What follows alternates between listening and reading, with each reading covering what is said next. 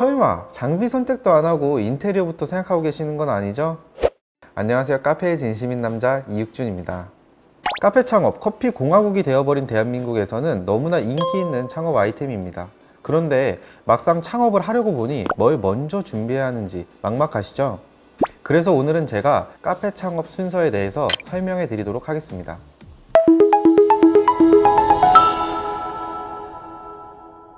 우리가 창업을 하기 위해서 가장 먼저 준비해야 하는 것, 과연 무엇일까요? 네, 바로 돈입니다. Money. 버락 오바마가 말했죠. 돈은 유일한 해답은 아니지만 차이를 만들어낸다. 맞아요. 해답은 아니지만 얼마나 가지고 있는지에 따라 차이가 생기게 되죠. 우리가 가지고 있는 돈, 그리고 가져올 수 있는 돈, 바로 대출을 파악한 다음 예상 규모에 따라서 입점할 매장 위치, 매장 규모, 그리고 그 후에 필요한 모든 것들을 대략적으로 정해둘 수 있게 됩니다. 우리가 3천만 원을 운영할 수 있는데 메인 상권에 40평대에 들어갈 수는 없는 것처럼 말이죠. 그럼 다음으로 우리가 알아봐야 하는 건 무엇일까요? 바로 상권 분석입니다. 상권 분석. 창업의 첫걸음이라고 해도 과언이 아니죠. 근데 막상 분석을 해보려니 대체 어떻게 해야 되는 건지 전혀 감이 안 올 거예요. 걱정 마세요. 그냥 인터넷 검색창에 소상공인 상권 분석을 검색하면 됩니다. 자, 네이버 검색창에 소상공인 상권 분석을 검색하게 되면 상권 정보에 들어갈 수 있습니다. 로그인 아이디가 뭐였지? 자, 예를 들어 마포구 공덕동에 카페 창업을 할 예정이다. 그러면 서울 마포구 공덕동으로 검색을 하고 그 다음에 업종을 선택합니다. 커피 전문점, 카페, 다방. 그 다음 분석하기 눌러주세요. 그러면 이렇게 월 평균 매출액이 나오고 전년, 전월 대비 몇 곳의 카페가 있고 몇 곳의 카페가 어느 정도의 매출을 올리는지에 대한 대략적인 데이터가 나오게 됩니다. 그리고 그 안에서는 유동인구가 어느 정도 분포되어 있는지, 그리고 거기에 성별, 나이, 연령대까지 모두 다 확인이 가능하죠. 뭐 예를 들어서 주말에 손님이 없고 손님 나이대가 평균 30에 40대다. 그 지역엔 직장인들이 많이 이동하는 오피스 상권이라고 생각이 되지 않나요? 그런데 이건 누구나 알 수 있는 뻔한 데이터예요. 이런 데이터를 우리가 어느 정도 취합을 했다면 이제는 발벗고 직접 나가셔야 합니다. 최소 3일 이상은 직접 나가서 그 거리에 사람들이 얼마나 다니는지, 그리고 어느 방향으로 걸어가는지 그에 맞춰 간판의 방향도 생각해보면 좋겠죠. 뭐 예전처럼 한 달 동안 나가서 있을 필요는 없지만 그래도 우리가 단순히 인터넷에 데이터만을 가지고 큰 비용을 들여 창업을 하기엔 너무 리스크가 크니까요. 자, 이렇게 어느 정도 상권 분석이 되었다면 다음은 무엇을 해야 할까요? 바로 컨셉입니다. 여기서 여러분들은 컨셉을 뭐라고 생각하시나요? 단순히 카페의 색깔? 아니면 앤틱, 공장형 플랜테리어 같은 카페의 분위기? 아닙니다. 지금 저희가 생각해야 하는 컨셉은 운영자의 마인드입니다. 내 카페만의 브랜드 스토리, 가고자 하는 방향, 그리고 그것을 함축한 로고 등. 보통 컨셉을 잡기 위해서는 어느 정도 본인 카페만의 아이덴티티가 잘 잡혀 있어야 합니다. 그래야 그 컨셉에 맞는 인테리어, 그리고 판매 전략을 구성할 수 있죠. 예를 들어서 설빙 아시죠? 설빙이 처음 시작할 때의 컨셉은 한국 전통의 디저트였습니다.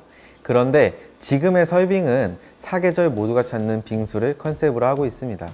빙수는 원래 더운 여름에만 찾는 디저트였는데 사계절 동안 먹을 수 있는 빙수를 컨셉으로 함으로 인해서 빙수를 보다 다양한 맛과 취향에 따른 선택의 폭이 넓어지게 만든 것도 하나의 전략이라고 볼 수 있을 것 같네요. 이렇게 본인이 무엇을 추구하는지, 그리고 우리 카페가 어떤 길로 가기를 원하는지가 정해졌다면 이제는 카페의 대표 메뉴를 선택하면 좋겠죠?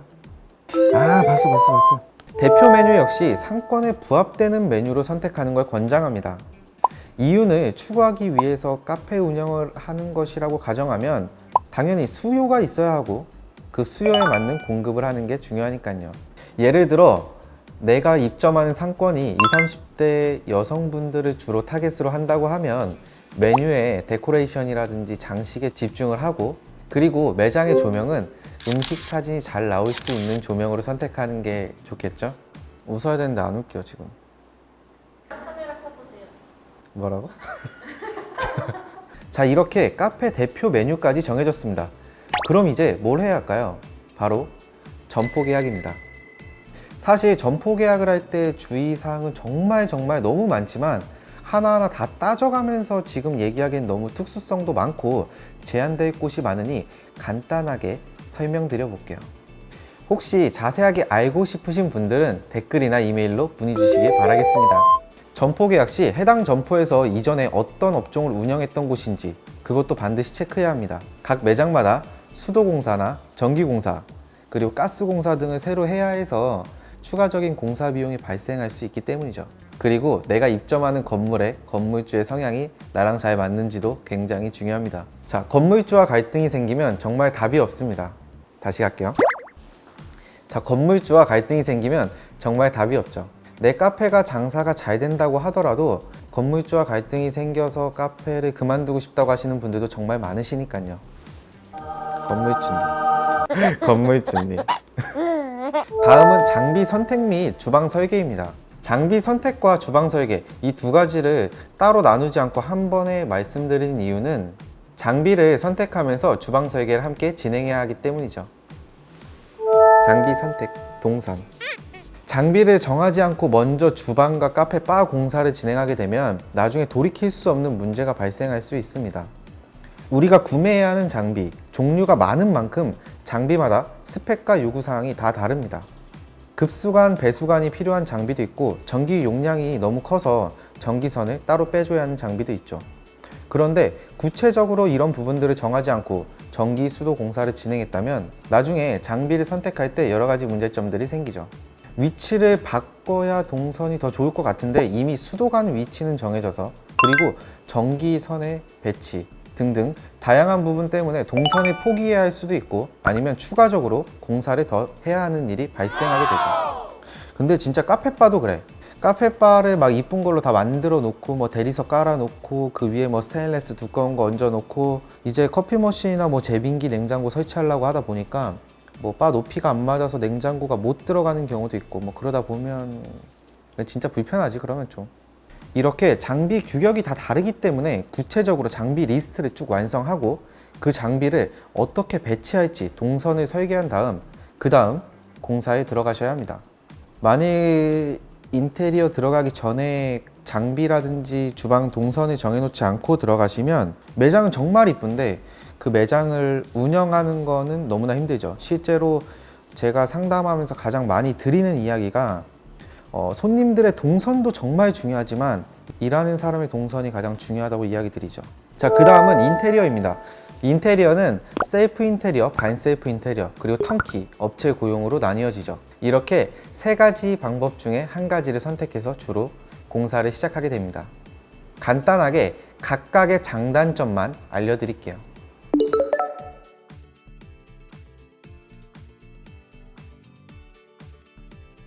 이게 네, 오늘은 이렇게 카페 창업의 순서에 대해서 알아보았는데요. 물론 제가 말씀드린 것들이 100% 정답은 아니지만 많은 카페 창업을 대표님들과 함께 하면서 그 과정에서 느꼈던 수많은 애로사항들 그걸 정리하면서 나온 창업 순서이니 꼭 참고하시고 부디 어려움 없는 카페 창업하시길 바라겠습니다. 영상이 도움이 되셨다면 구독과 좋아요 부탁드리겠습니다.